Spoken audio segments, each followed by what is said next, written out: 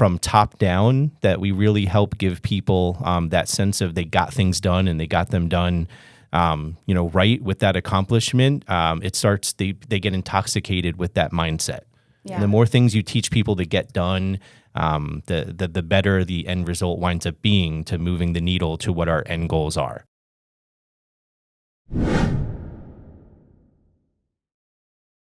Hey friends, welcome to People Bring Profits, our podcast where we share business nuggets with you and just encourage you out there as part of our audience to aspire to be better today than you are yesterday. That's right. A to B, baby. Yeah, so I have with me... Me, Chris Alexa. Thank you. Yes. Chris Alexa, founder, or, I got to change that. I keep saying founder, and I need to correct that. It's co-founder. Okay. Because you my sidekick over there. So my co-founder, Aspire to be Hospitality Group, and CEO of this company. Yeah. And? All right, Justin Smith, COO in charge of operations. Yeah, and of course, Kimberly Alexa, one of the founders here at Aspire to Be, serving as Chief Financial Officer of this great company. That's right. So guys, we got a great cast for you today. We're going to be interviewing with a little Q&A our Chief Operational Officer. Let's go. Justin Smith. Let's go. His turn now, Bubba. Yeah. His turn. He's been looking over at my little sheet to see what my questions were. So time to pay back. Remember those ones you got me? Uh-huh. Yeah, some crazy. I'm ready to go. Yeah. So I'm giving you the authentic Justin today. Yeah. We will turn this. This has nothing on it. Yeah. I want to say something though, Justin. I peep in on YouTube.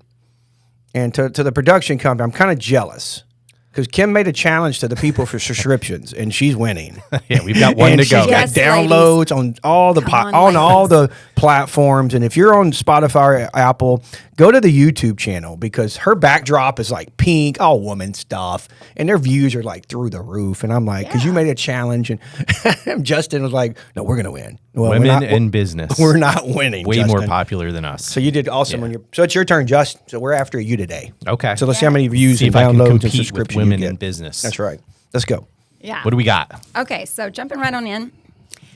My first question for you, Justin, is how do you effectively communicate and instill your vision as a COO within your team, and what strategies do you employ if some team members are not fully aligned with this vision? So for me, I always like to use the mentality of we think big and we act small. And, we're in leadership positions. We have a lot on our plate, and there's a lot of big ticket items we're working on every single day. But I think you have to use the mindset of like simplify and intensify. And you hear me say that all the time. So can we take small things and get them done with integrity? And my leadership style will just be sitting back and kind of identifying where people might be losing or need opportunities or struggling with their areas of responsibility and helping them just get things done and teaching them how to prioritize and get through their days and end their day with a sense of accomplishment that's in alignment with what the company actually wants them doing. Mm-hmm. So it's a relentless pursuit to making sure that we are in alignment with company goals. We're following our operational procedures with as much integrity as possible, but we're thinking big in these positions. We're being challenged every day with how do we drive sales? How do we reduce labor in times where we're paying people more?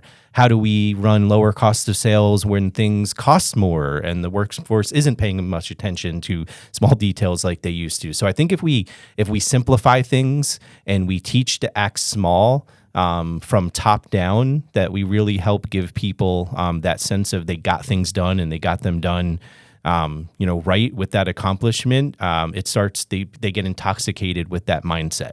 Yeah. And the more things you teach people to get done, the better the end result winds up being to moving the needle to what our end goals are. Yeah.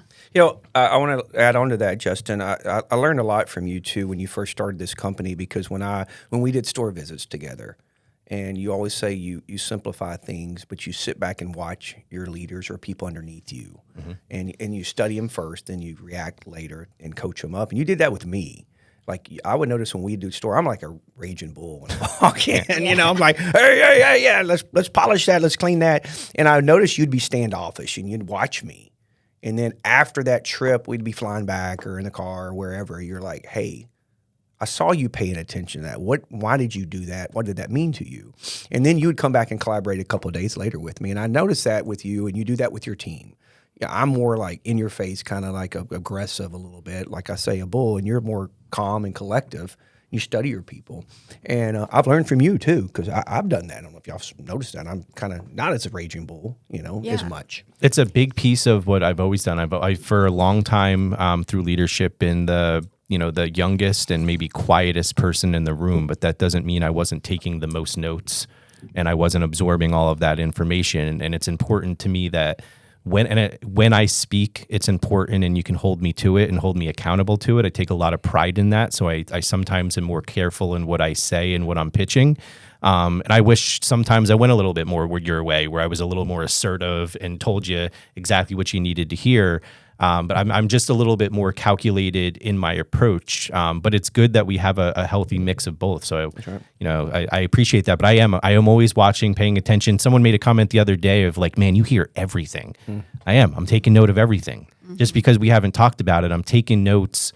And that is a big piece of who I am. And it's something that if you're not watching and listening to your people and making those observations and letting them just flourish and bloom, you're not, and picking the time and place to talk to them, when it makes sense, when that's also, there's an art to that too. And, I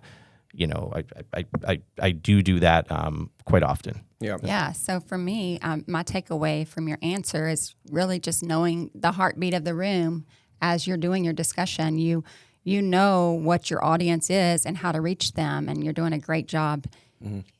By doing that. Thank you. I pay attention to who cares in the room. That's right. Right, Absolutely. Having a pulse on the room.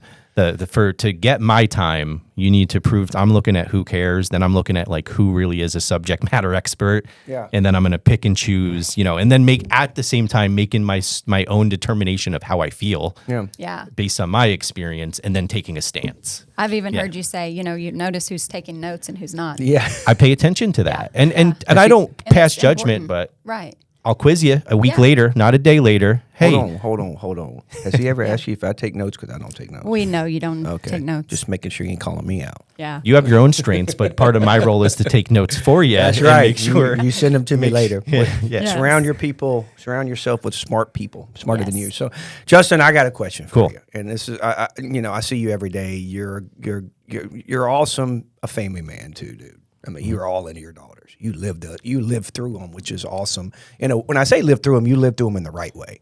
And you're very involved in everything they do in the business and what they do and outside, and you're very involved in the business. How do you manage your work-life balance with such a demanding, because this company, man, it's crazy. We're growing, getting busy.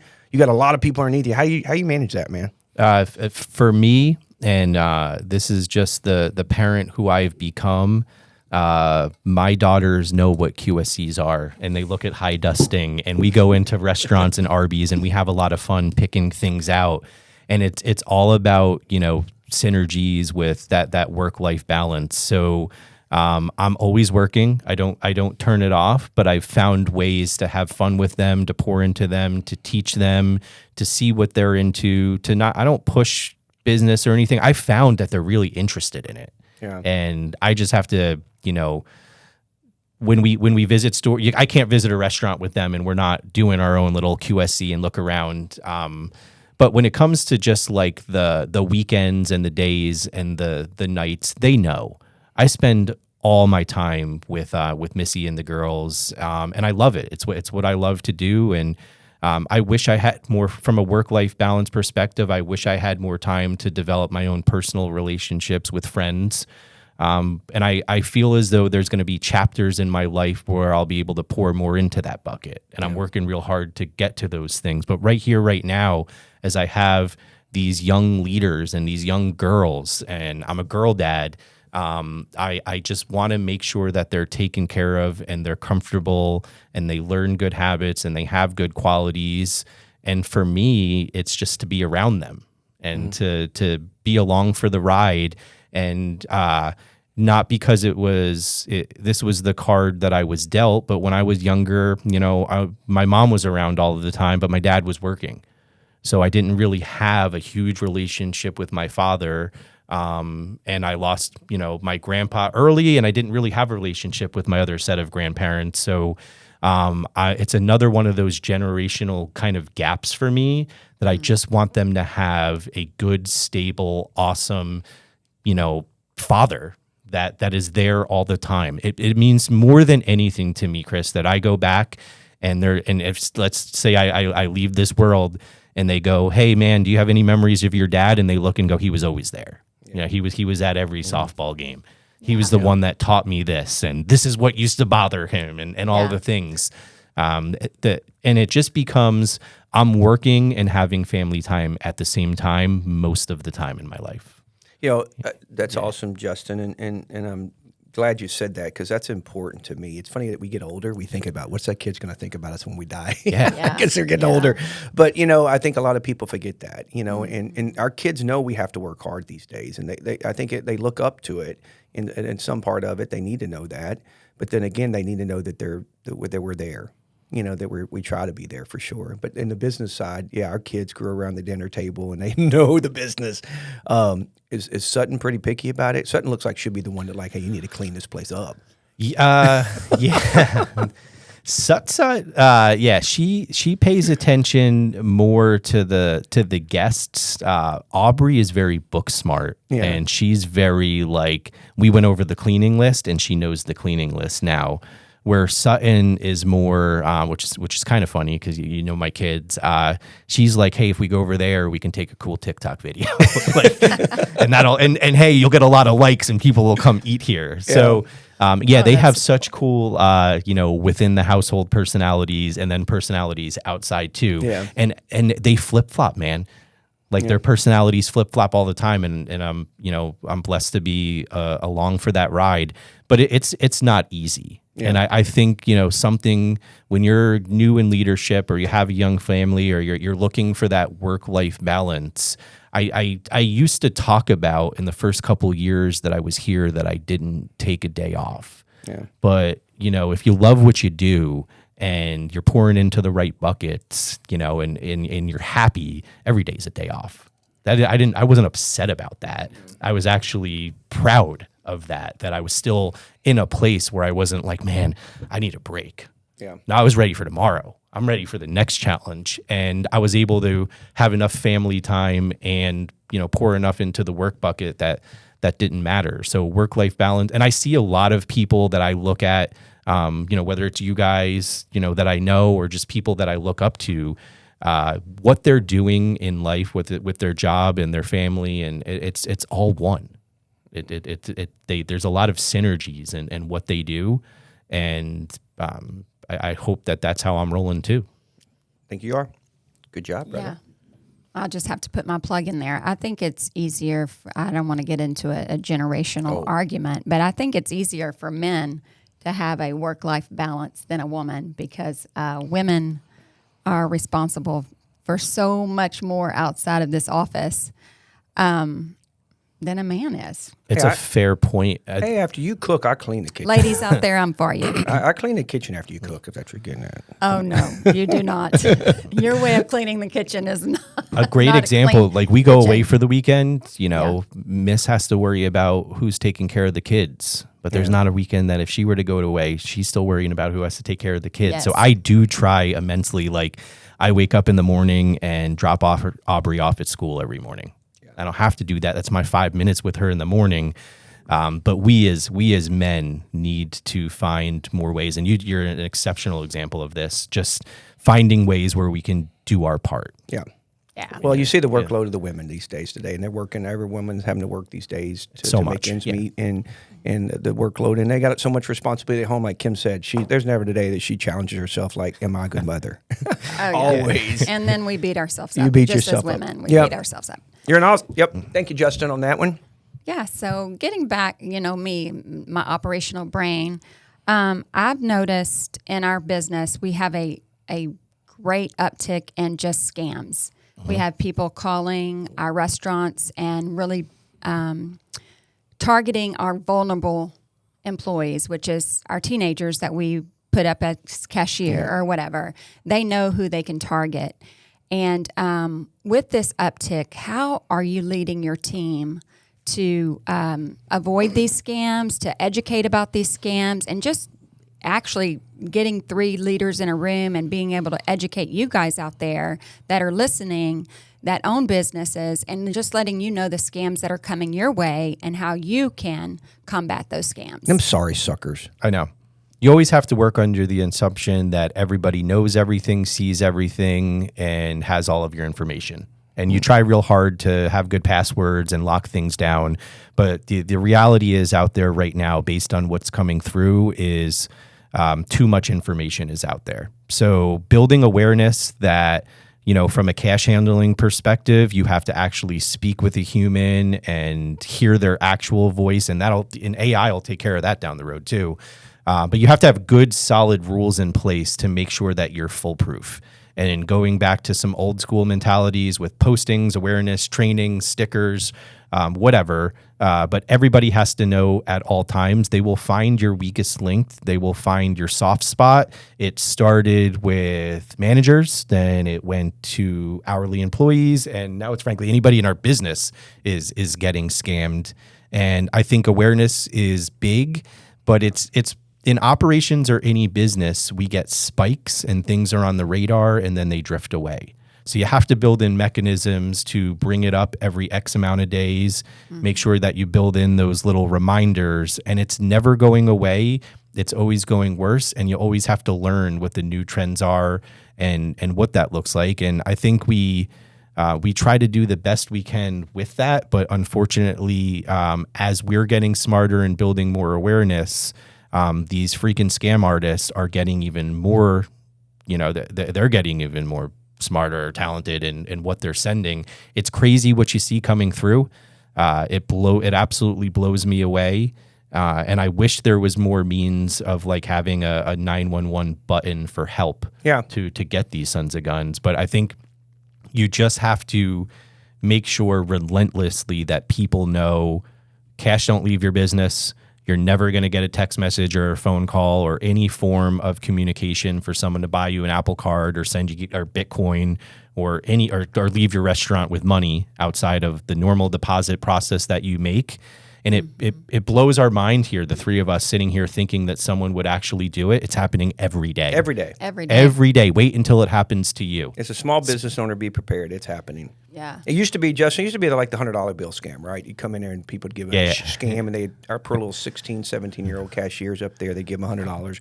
By the time they won't change for it, by the time they walked out, they got $180. Yeah. And they got their money back. And our poor serve cashiers up there, when they realize, oh, crap, I think I did something wrong. And now Justin, we were yesterday sitting in my office, and we got a text message from one of our leaders in the field. So, hey, they're trying to scam me. It was you. And it was me. It was, hey, this is Chris Alexa. I can't get to the phone right now. I'm tied up in a meeting. I need to go buy me some gift cards. And then another one of our employees, managers, leaders, got the same text. And they're using these odd numbers, and they're acting like they're me, and they're acting like they're you and you. It's unbelievable. And I think, Justin, you hit on the head. You got to be over crazy with it, of posting it to what. And I've been trying to think of ways to do this. And I thought of this. You remember years ago when we were a young kid, don't talk to strangers. Don't take candy from strangers. Yeah. But don't talk to strangers. I think we need to come up with a sign. It says, don't talk to strangers. You can deal with them, but don't talk to them. Mm-hmm. So if you come to our Buffalo Wild, we'll deal with you. We'll sell you some chicken wings, but I ain't talking to you. Yeah. You ain't going to ask me about my kid. You ain't going to ask me about no gift card. I ain't talking to you, but I'm going to deal business with you. Mm. Because when these scammers are they're talking to our employees. They're talking to, hey, I need you to do me a favor. Yeah. Hey, I need you to go do that. Don't tell the accountants. Don't tell the COO. Mm-hmm. But Chris, I'm stuck here and I forgot to buy this package. It's crazy. Yeah. These sorry people. I know. It's terrible. I'd like to punch them in the face. But great you can't job. find them. Yeah. If I find you to whatever that number they called me yesterday, text our guy, I'm fine, punch you in the face. Yeah. Can I do that again? Is that an HR problem? I'll close my eyes. Good, thank you. Just let's go. Earmuffed. Yeah. All right. I guess is this my question? Yeah, you're up. Okay, Justin, you get called all the time. We all do this. So, what advice would you give a young professional that's aspiring to be in their leadership role in this industry? My favorite word is accountability, and making sure that you just work really, really hard, do the job at hand, execute the systems, and good things will happen. And I think good things happen to good people. And through my journey, I tried to become the best I could at the job that I was currently doing. And the better you do that job, the more people will see you. And I think you also have to just be humble in that sometimes the business is bigger than you, or getting someone next to you promoted is bigger than you. And those are all celebrations as well. And your time will come. So if you work hard and you follow the system, you'll create pathways to one day being able to create that system and have creativity and be the decision maker. But it's not until you've, gone through your own personal journey of, growth within whatever path your company you're in, and proving that you can do it well, and also proving that you can create other leaders around you. So, I was a TGM for a while at a Buffalo Wild Wings and trained all kinds of leaders, and some of them got director roles before I did, and some of them moved up, and I took a lot of pride in that. But, the authentic version of me is I'm like, man, I wish that was me. I wish that was me. But my time came. My time came. And I think as a young leader, you're always looking at, how do I make six figures? How do I get this title? And how do I do that as fast as possible? I think you have to be really careful that you don't get that title or that amounts of monies, because you're going to be held to a different standard, and you just might not have the experience or readiness to do that job. So I think every time I've moved up, I was ready to do the next job. And that takes time, and that takes patience, and that takes doing your current job as best as you possibly can. And I know that's a little bit rambly, but that was my recipe for, leadership. Yep. No, that's good. A lot of people need to listen to that. Yeah. So just in our company in general, speak to me about what you look for in promoting within our company. Yep, that's a great question, and obviously you want to create, or you think of like how you did it, right? So I think we create great job descriptions, and we have areas of responsibility, and we take a lot of pride that every week we kind of get on and help and run the plays. And then we also ultimately make sure we make the time for olive branches to reach out to us, whether it's going and getting a coffee or setting up a separate call, and making sure we pour in just as much as we possibly can. But we're a franchisee. We're a young company that's trying to grow. So we've got to do things, within the system. So I'm paying a lot of attention to who's running through the system, doing it with integrity, offering feedback, and then doing their own research on how to make it better. Yeah. So it's someone that's adding value to me, adding value to the company, and hopefully adding value to the system, with the most important detail being is they're doing the system. Yeah. They're running through what my areas Absolutely. of responsibility are. And it's our job as a leadership group to sit back and go, we're going to focus a little bit more here. Or, hey, this one nugget this year is missing, and we need to add that, because that wasn't something we trained properly, or we went all in on, or just wasn't on the page. Because I think, as you move up in leadership, a lot of times you get the autonomy to make your own schedule, do your own things, have your own hours, be where you want to be. And sometimes that doesn't always mean you're becoming more efficient or better at your job. So I'm looking for people who, as they go through that journey and get promoted, are taking advantage of the lifelines they have, and they're trying to become so good at that system that we're sitting in here all the time talking about it, being like, man, that guy's really good at marketing, and he's doing all the things we told him to do. And guess what, guys? We're also sitting in here going, he's doing everything we told him to do, and we might have failed with that play. Yeah. Yeah. But that you still went up a notch with me. Yeah. Because you listened, and we'll calibrate. We've got all the brain power in the world. Yeah. But if you never run the play, then that's something that I struggle with, and I pay a lot of attention to as well. Yeah. That's pretty cool. Thanks for sharing. Awesome. Yeah. I got a question for you. Hit me. This is going to be a curveball. All right.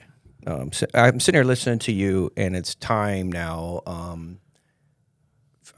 As we all do valuations with our leaders, right? Okay. And I came in your office the other day because Kim sent me your evaluation time. It's your turn. Okay. Right. So me and you I told you your evaluation's coming up and it's your bonus time and all that. Justin, I want to know. I hate focusing on trophies. You know that. I hate that we focus on our losses. But tell me, what's a big trophy for you, like in this business? Since you came to work here, you asked me this question too. You asked me what's one of the biggest highlights. I want to know what's a trophy for you. I saw you look at me like we focus. I don't like focus. I don't like to Son, focus. you got plastic all up and down our hallway. You love trophies. But I hang them on the wall. Yeah. But I don't stare at them. Okay. Does that make sense? Yeah. Okay. Fair enough. I Fair love enough. to win. I love to know about it. And I know Justin does too, but I don't stare at them. They're just there to show everybody else. But I love focusing on our losses. That's what you do. We focus on those ABTs. But Justin, being a COO, coming to this company at a younger guy, working for me and Kim, what's something that sticks out to you, like that you really enjoy in this business? What's a trophy to you here that you brought to this? A selfish trophy for me. I love hearing you guys sit here and talking about being co-founders of Aspire to Be, and it was very new when I started. Like you guys just made that, and then I kind of came in, and it was just it was something that I wanted so badly to rally around and to help with that mission, because I felt it. You guys had the experience. I was coming in eager and hungry, and I'm looking at these, this Aspire to Be more, and it's literally to the core what I am. So the victory and the biggest trophy that I have that I don't even think is out there is sitting in here, writing a check into being a part of that company with y'all. Yeah. And being just along for the ride at that level, because I had spent the latter 20 years, executing the system. I didn't have any ownership. I didn't have any, share in the business. And I think we also had some really good conversations, and we were aligned on hey, this is like a long-term play. We're not taking, this is growth. Where we might go 5-10 years before we see $1. We're trying to build something here. Do you want to be a part of building something? I want to be a part of building something. So I was blessed to be able to be part of building something. So that's number one. The big championship belt at the end of the tunnel is, down the line collecting that first dividend check for $1. Yeah. And framing that sucker and being like, you know what?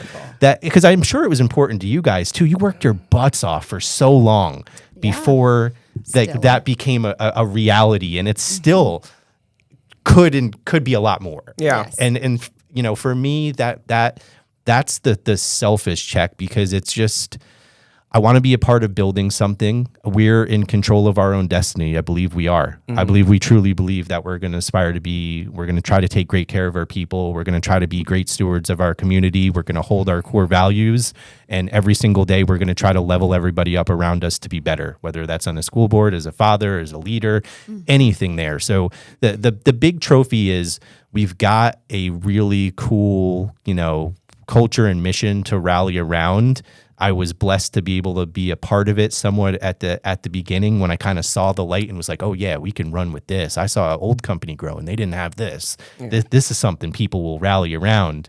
And then that final trophy will be when we figure this thing out, when the economy right sizes, when we pick the right store, when we get the right location, when the operation on top of the hospitality, on top of all the other things we got to worry about, it is right. And we're good at building businesses, and that's going to pay itself off. But I do think about it. Like I am like, oh man, I can't wait for that.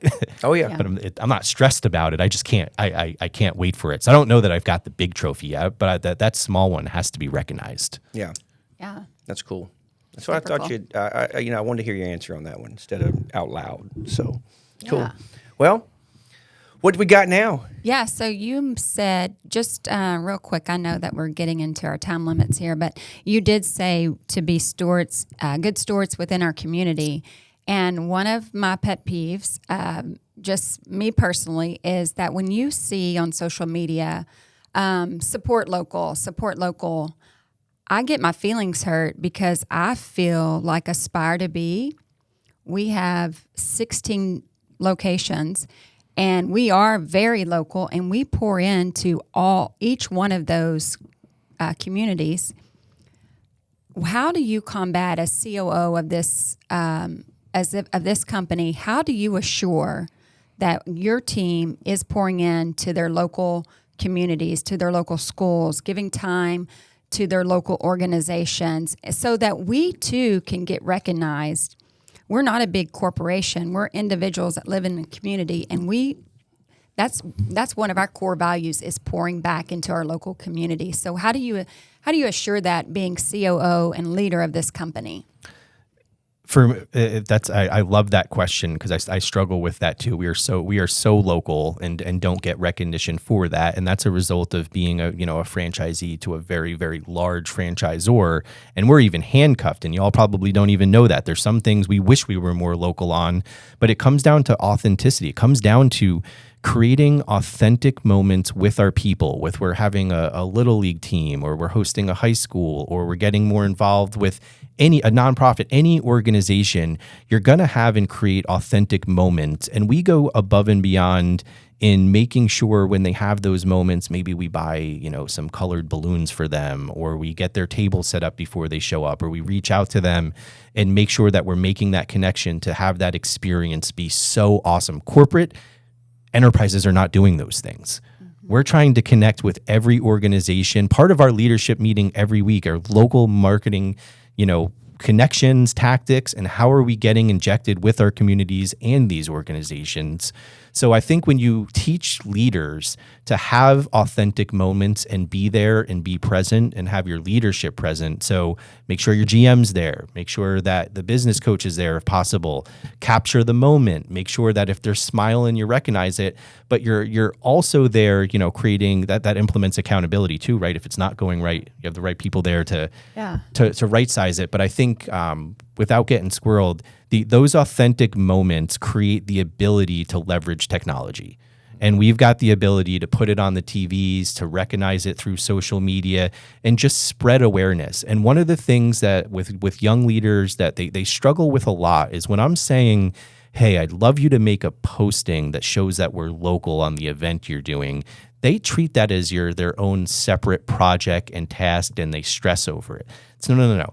I want what's going to be on our back of house and our TVs and our social media to be a reflection of the shift you ran that day. All I'm asking is you take a 2-second photo of a cool moment, but go through your shift, capture a cool moment, and then when you're down and you figure out how it went, celebrate it with a 2-second post. It's not this own separate thing. That's the authentic part. You actually have to connect with your community. You actually have to find out what they want, actually execute a good experience with great hospitality, right? And at the end, all I'm going to do is go through my photo book and go, oh, that picture was great. Yep. Big smiles, background's good. I'm going to put that on Facebook and I'm going to celebrate that on our back of house up show. So anybody else in the community who might want to do this now can take advantage of it, and everybody else sees what we're doing. And I think it has to be humans. Yeah. I think in order to be local, and we were just talking about this with Kids Night, there's a great flyer. It's great value. Go to Arby's on Wednesday night. Yes. But it's so much more impactful when you see a family in there smiling because they got to go out to dinner. Yeah. And they normally can't afford to go out to dinner. That's connecting locally with your community. And we are a company that is executing those in our leadership meetings. Our business coaches and our GMs are out there in the community. We have budgets for it. We have local store marketing funds. We've got all the programs in the world for the taking. So in the COO buckets, driving top line sales and marketing is just one of those things that I wish I could spend more time on. I wish we had more horsepower. Yeah. But in a young company, you're going to struggle with that. So take advantage of technology to help everybody see show it. Yes. And we push this. And Kim, that was a great question because we bang our head on that. Yeah. And what good thing that we try to do, and any young business person out there that's starting out is, especially in a franchise, try not to use those generic posts that corporate sends out, right? And we try to get our Arby's manager to get in the picture. Our Rusty come manager, and see me. I want that Arby's manager in my Lumberton, Texas. I want her face on it. I don't want my face. I don't want the corporate the professional Arby's guy with the voice. We have the meats. I want her to, like, when kids drive through and they're like, hey, I know her. That's the girl. You know, that's the Arby's guy. So they relate that. I will say, though, what's cool about this, Kim, you know this from way back, and I got to send a shout out to all our OG, especially our fact board at Buffalo Wild Wings. One thing, Buffalo Wild Wings, especially our OG franchisees, all of us, we understood the local now. We ran our sports bars. Even the guys that have 70, Ray Hutchinson, those guys out there, Bobby Pancake, they make their stores local. And where you see that in as a bigger franchise, especially, McDonald's, Burger Kings, those don't have a DNA to them. They're just running the brand. Right. So it's pretty cool. Yes, Good, absolutely. good answer. Yeah, Yep. thank you for sharing that. Yep. That is something that I want to communicate You do. is that we are local and we do spend money, and that's our goal, to give back, pour back into our community. You never say no half the time. Every time we send you an email like, hey, we got a Little try League not. team, you say yes, yes, yes, donate gift cards, offer them free. We had a special event the other day at our Mellow. You had a bunch of kids in there the other day that you brought in, and it was pretty cool. Yep. Yes, super cool. So any more questions? No, I think that's it. I think we're wraps wrapped it up. up. I think we were out, Justin, Yeah. Yeah. Thank you for sharing. And Yeah. I hope our audience can take several of your nuggets that you shared with us today and just run with them. And like you say, take it, absorb it, and build upon it. And that's super cool that you were able to do that today. Yep. So with that, we're going to say goodbye, friends. But before we do, Yep. we've got an opportunity for something free, and that is subscriptions. All you have Nice. to do Play is go and hit that subscribe button. Yeah. Totally free. It gives us some love. It'll give Justin some love. But I'm just going to put my plug in here because I'm hosting this event.